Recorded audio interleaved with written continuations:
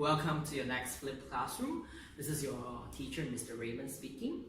Okay, so for this flipped classroom, I'm going to talk about two things. Okay, first thing will be group polarization, and the second will be conformity. Okay, let's start with group polarization. What you need to know is, first thing first, the definition. When individuals are in groups with others who hold similar attitude, belief, discussion, then within the group tends to strengthen opinion. Okay, so basically the keywords here are this. When individuals are in group with others holding similar attitude or belief, okay, discussion with the group tends to strengthen opinion. What this means is that when you are discussing something with your peers, with your group, okay, or even with people like your family members, if you hold similar belief, that belief can be strengthened. Okay, for example, let's say you are against eating fast food, okay, and you have this group of friends who also doesn't like to eat fast food, but now your opinion towards fast food, you just don't like it. Doesn't mean that you hate it. Okay, dislike does not mean hate. So when sitting down together with this group of friends who doesn't like fast food as well, you realize that as you discuss more and more about not eating fast food, your opinion towards it increases. Like from dislike, you actually end up hating it more. Okay, just because you are discussing it with your friends or within this group. All right. Now, there's a experiment or there's a research done by Myers and Bishop in 1970. Okay, what they look at is racial prejudice and how accepting the individual is, or how prejudiced the individual can be after sitting down together discussing racial issues within a group of people. Okay, let's say you have very low racial prejudice. Okay, that means that you are very okay with diversity.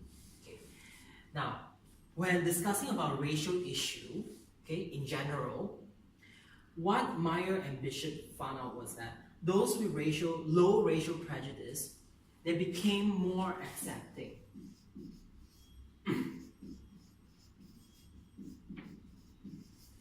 All right. Okay. What this means is that they are, okay, I'm not racist and all. So after discussing with the racial issue with similar like-minded people, okay, take note.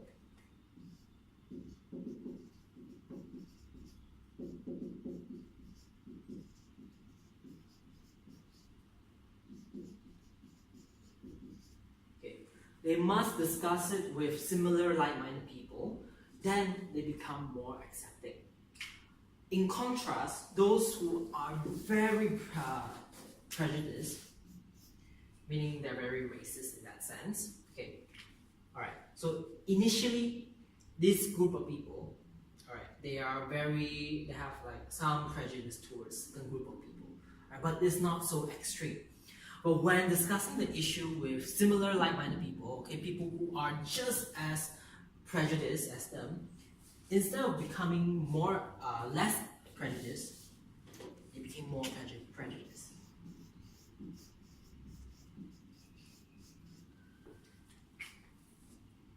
Okay?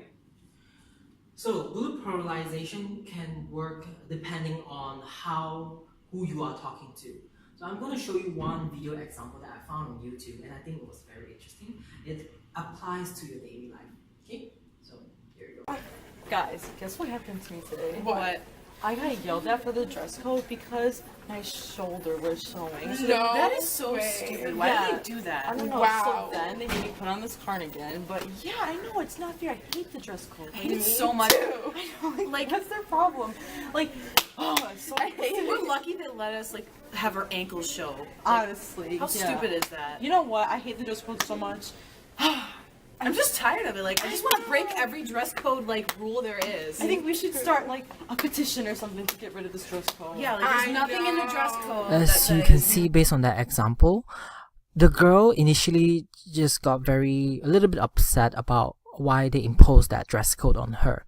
And as she talked to her friends more and more, all of them just hate the dress code rule, and eventually it lead to them wanting to have a petition against the dress code. So this is an example of how group polarization will work. Oh, hi. Alright, so I hope you enjoyed the video, and I hope the video was good enough for all of you to understand exactly what is group polarization. Okay, we can hold a very simple opinion. Yes, I think this is it. But that, as we discussed with someone who holds similar view, can lead to a protest, a demonstration, or signing a petition, even though initially your feelings about it is very minimal. Okay, so some of the examples that I can think of that applies to all of you, it will be like gossiping about a classmate. For instance, you can think that, okay, this classmate is kind of weird, okay, but you know, is this like, oh, normal kind of weird? But as you talk to other classmates who thinks that this person is weird as well, you may think that, oh, this person is so weird. Yeah, right. Why does she do this? Why does he do this? Okay, that may lead you to think, okay, after the discussion, that may lead you to consider this person not just weird but bizarre. Okay, you might not want to be this person's friend anymore. Okay, another common example is criticizing a celebrity. Tabloids like to do this. Okay, and let's say a famous example would be Lady Gaga. Again, when she first came out, okay, she was a little bit different. Fine. So as she keep on getting a little bit weirder, your opinion of her after discussion with your friend can be that, oh, she's so weird. And like, I can't believe someone would do something like that. Okay. Let me tell you this, Lady Gaga was not the first person to be that level of weird. There are other famous celebrities before, like Cher, who did something like what she did. Okay, so lastly, you can just go to our confession page, you know where it is, and just pick any of the heated posts there. You can see that how people who agree, and after discussing with other people, they tend to be polarized by their opinion. Okay, and the same thing can work the opposite way. If now our other pages in any movie review website or reviews about in YouTube, you can see a lot of songs, commenters say that, oh, don't be haters gonna hate. Okay, that is group polarization. So before we move on to conformity, I want all of you to just take a break. Okay, after that, then you come back to the video. Pause the video now, go and watch some cat videos, and come back and I will talk about conformity when you are ready to listen. Okay?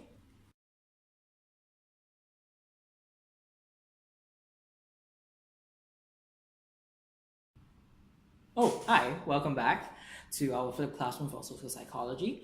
And we're going to move on to the next section. I hope all of you are well rested after our group polarization section. Okay, so let's get right into it. Now, the next section is about conformity. Okay, before I go into the definition of conformity, I want all of you to have a look at this picture that I'm going to show you. Take a look at the image in front of you.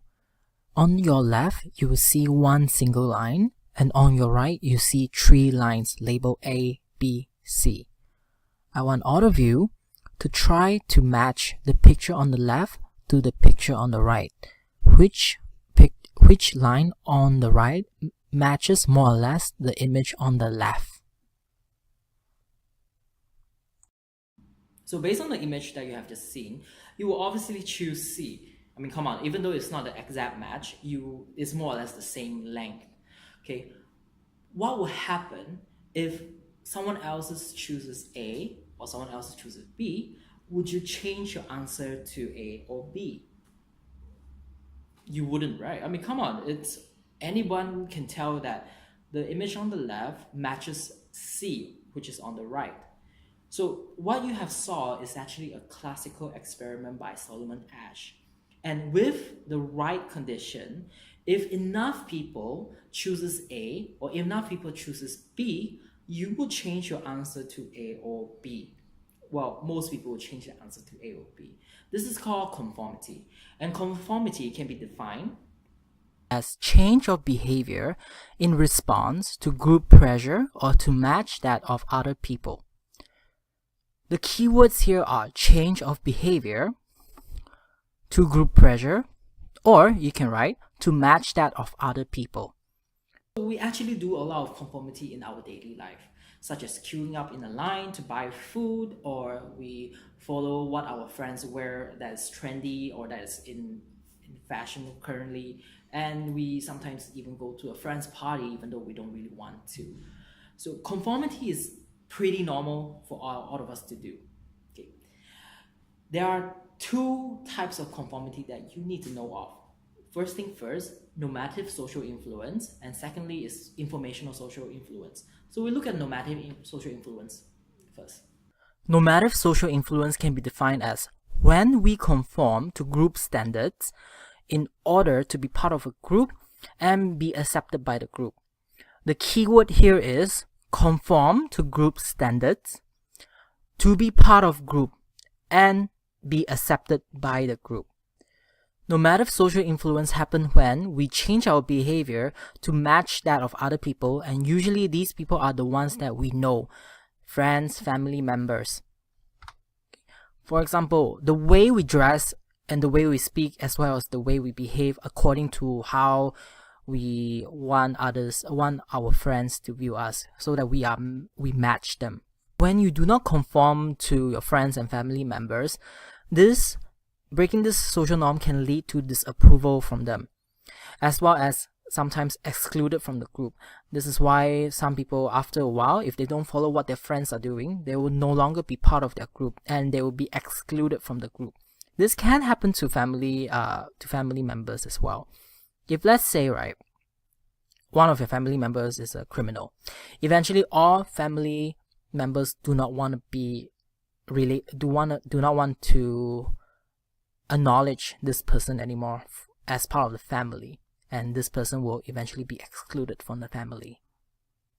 Normative social influence is more common than the other one, whereby we follow what our friends do. Why do we do this? We want to fit in with the people around us. We don't want to be seen as the weird one or the odd one out. And a consequence of that, if you fail to conform to your peers, is that you might get left out or you might feel lonely all the time. Okay. So when it comes to normative social influence, what we tend to do with our friends is that the earlier example would be we follow what they wear. Another common example I can think of is, why do you have Facebook in the first place? Usually you have things like Facebook, Instagram, or Twitter because your friends has it. Because all your friends have it. You want to follow what they are doing, and it is the current trend that all of us should have a Facebook or Instagram or even Twitter account. Have you ever come across a person who does not have a Facebook account at all? The first thing that will come to your mind, or how you respond to the person, is, why don't you have a Facebook account? It's like so weird. Like, why don't you fit in? Why don't you conform? And that's the idea of conformity, or specifically here, normative social influence. The next one I'm going to talk about is informational social influence. And this is the definition. Informational social influence can be defined as conformity when we are in strange situation with people we do not know well, or in situations that are new to us. So there are three parts to this definition. Conformity in strange situation, first keyword, with people we do not know, or with strangers, second keyword, or in situations that are new to us, third keyword. Usually at a strange situation, we do not know how to behave, or in a new situation, we don't know what is the right thing to do or what is the wrong thing to do. So how do we know? We look at how other people behave around us. If let's say certain people, they do things this way, then we'll follow what they're doing so that we do not feel excluded. We do not get them to stare at us. We are doing what they're doing. We are part of the group. So looking at the definition, right, you will notice that unlike normative social influence, informational social influence is about how you conform to people that you do not really know, or in a new situation. Same thing. Why do you do this? You want to fit in. However, for informational social influence, usually you are not aware of what is the norm around that particular area.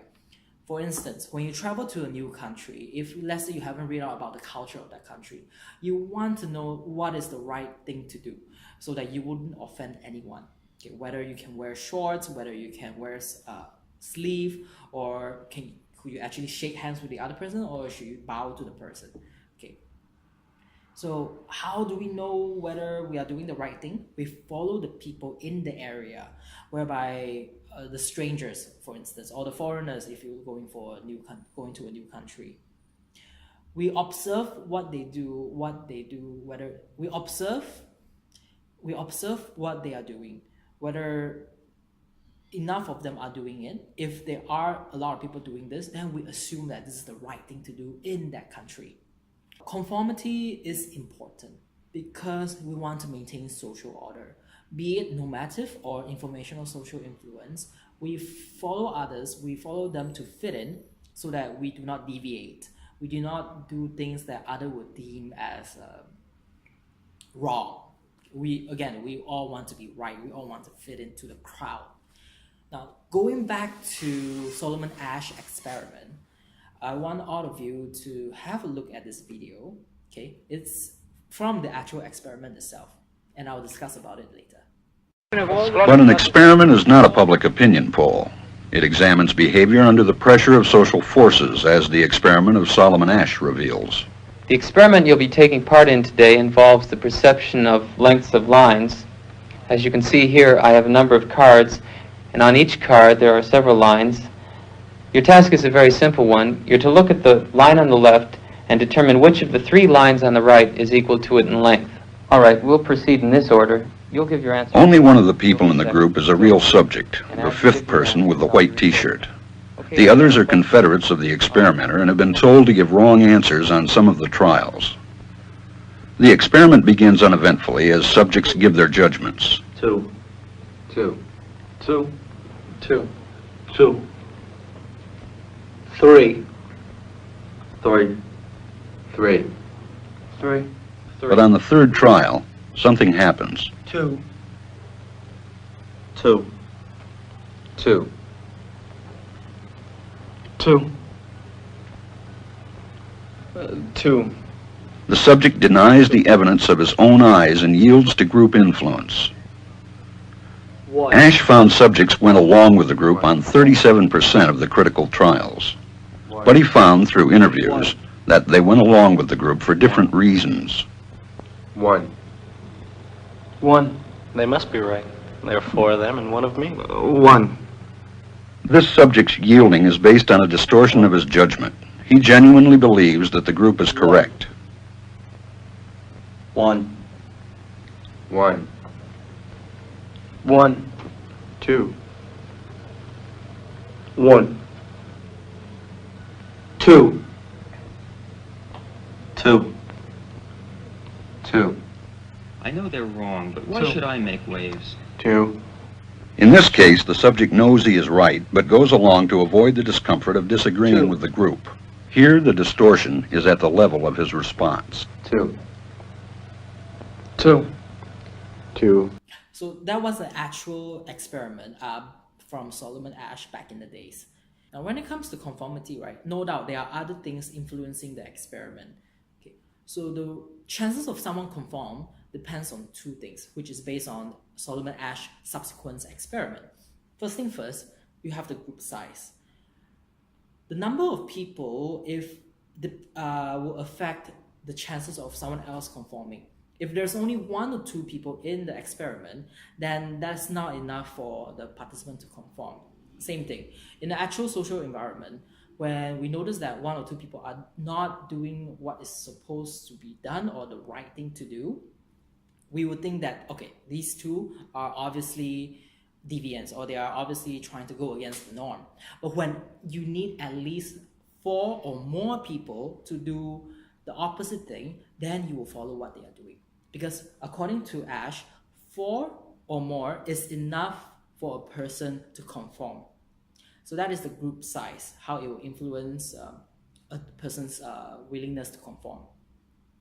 Number 2, the degree of unanimity. What this means is that how many people answer or do the same thing. Okay, so this is different from group size.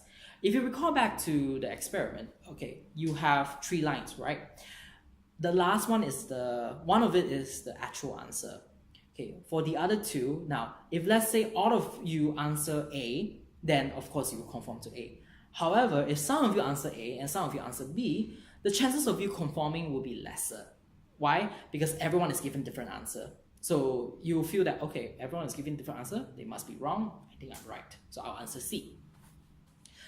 When you want someone to conform to you, everyone else must do exactly the same thing. People can't do different things because when they do different things, the chances of someone to conform will be lesser. So number 2, which is just to recap, degree of unanimity is important for someone to conform. The last thing I want to talk about conformity is that which culture is more willing to conform. So this is just fun knowledge for you to know, okay, but it's quite important as well. A research done by Bond and Smith in 1996 tested all the conformity experiments that have been done in history. And they found out that collectivistic culture is more willing to conform as compared to individualistic culture. What is collectivistic culture? Some example of a collectivistic culture is countries in Asia, specifically Japan, China, whereby sense of cohesion is very high, whereby this tightness of the group is very high. Everyone else must ensure that you do what the group is doing. There should not be any social chaos or social deviance. So these are considered collectivistic culture. And the sense of conformity is very high in these culture. Recently, though, there is some changes, but if you just zoom in on Japan, people all do the same thing. They do what is set by the law so that everyone will follow the law and there will be no social chaos. Whereas if you compare that with a country in a Western country, which is usually deemed as more individualistic, then people in Western countries are not more likely to be independent.